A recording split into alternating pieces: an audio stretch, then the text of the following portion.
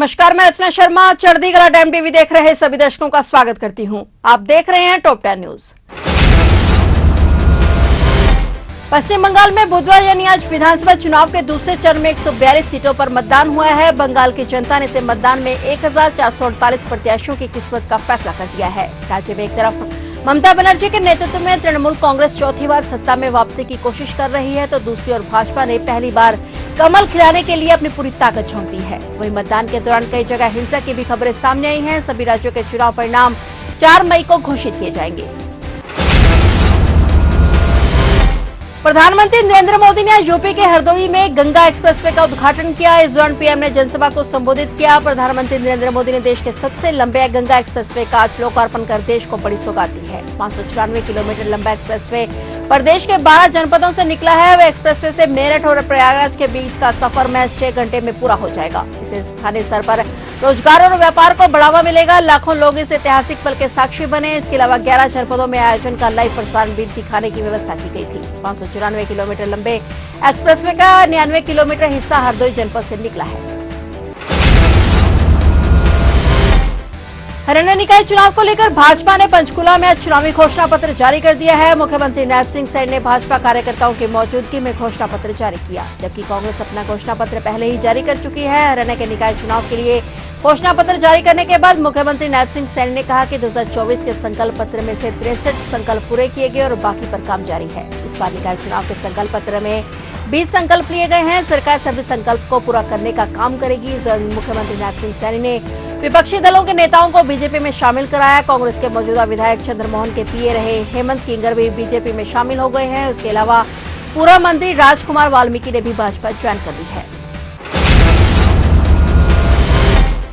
देश की राजधानी से सटे गुरुग्राम में आज सुबह उस समय हड़कंप मच गया जब शहर के 10 नामी स्कूलों को बम से उड़ाने की धमकी भरे ईमेल मिले। इस खबर के फैलते स्कूलों में अफरा तफरी मच गई और डरे हुए अभिभावक अपने बच्चों को लेने के लिए स्कूलों की ओर दौड़ पड़े। धमकी भरे ईमेल मिलने से तुरंत पुलिस ने परिसरों की तलाशी शुरू की। पुलिस ने बताया कि कम से कम 10 स्कूलों को धमकी भरे ईमेल मिले। उस समय तक कक्षाएं शुरू हो चुकी थी, जो कि बीच में ही बंद कर दी गई। तुरंत पुलिस को सूचित किया गया। अधिकारी ने बताया कि स्कूलों ने तुरंत आपातकालीन प्रोटोकॉल लागू करते हुए कई स्कूलों में छुट्टी घोषित कर दी और अभिभावकों से अपने बच्चों को सुरक्षित घर ले जाने को कहा। फिलहाल पुलिस टीम सतर्क है और सभी परिसरों की तलाशी ली गई है। गुजरात के साबरकांठा जिले में एक राजमार्ग पर एक निजी बस द्वारा एक वैन को टक्कर मारने के बाद 6 महिलाओं की मौत हो गई और 8 अन्य लोग घायल हो गए। पुलिस ने जानकारी दी। पुलिस उपाधीक्षक के पटेल ने बताया कि वैन अरावली जिले के मोडासला से महिलाओं को ले जा रही थी और तभी जिले में शामला जी को हिम्मत नगर से जोड़ने वाली राष्ट्रीय राजमार्ग 48 पर एक तेज रफ्तार बस ने उसे पीछे से टक्कर मार दी। पुलिस के मुताबिक ये महिलाएं सामाजिक कार्यक्रमों के लिए काम करने वाली कैटरिंग टीम का हिस्सा थी, जो पड़ोसी अरावली जिले के मोडासा से हिम्मतनगर के हुज गांव में एक समारोह में शामिल होने जा रही थी। पटेल ने बताया कि वैन सवार 6 महिला यात्रियों की मौत हो गई है और बाकी घायलों का इलाज जारी है। शवों को पोस्टमार्टम के लिए सरकारी अस्पताल ले जाया गया है।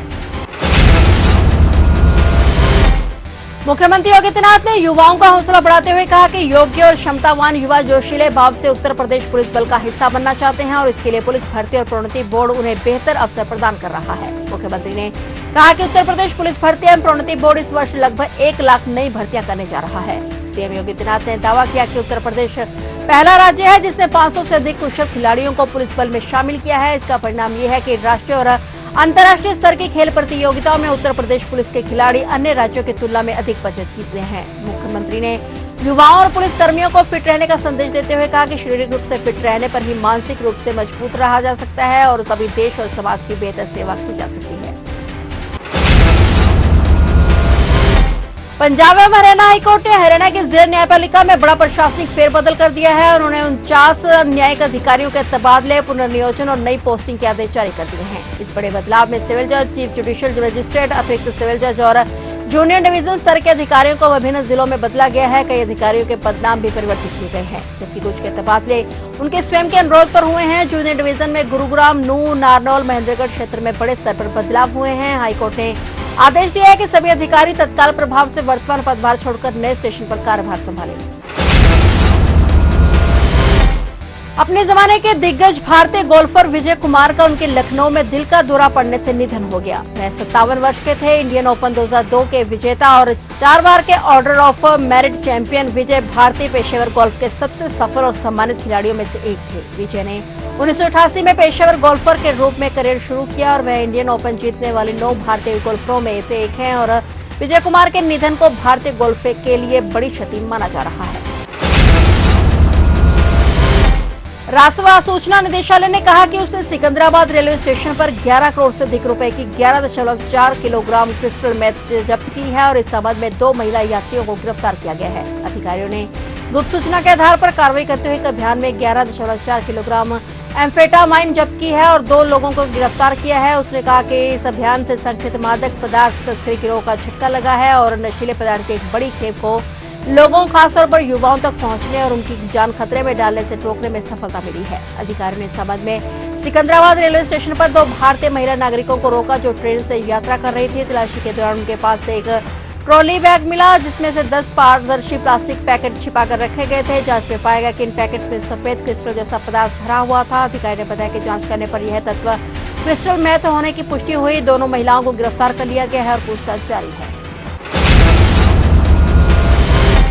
हरियाणा की नैब सिंह सैनी सरकार ने कर्मचारियों और पेंशनर्स के हित में बड़ा फैसला लेते हुए बड़ी सौगात दी है। हरियाणा सरकार ने कर्मचारियों और पेंशनर्स के महंगाई भत्ते में 2% की बढ़ोतरी कर दी है जिसके बाद डीए 58% बढ़ाकर 60% कर दिया है। केंद्र सरकार की तर्ज पर हरियाणा सरकार ने फैसला लिया है। हरियाणा के नैब सिंह सैनी के इस फैसले से लाखों कर्मचारियों और पेंशनर्स को फायदा मिलेगा। हरियाणा सरकार ने कर्मचारियों और पेंशनर्स के महंगाई भत्ते और महंगाई राहत को 58% से बढ़ाकर 60% कर दिया है। सरकारी आदेश के मुताबिक ये बढ़ोतरी 1 जनवरी 2026 से लागू होगी और इसका भुगतान मई 2026 के वेतन के साथ किया जाएगा जबकि बकाया जून 2026 में मिलेगा।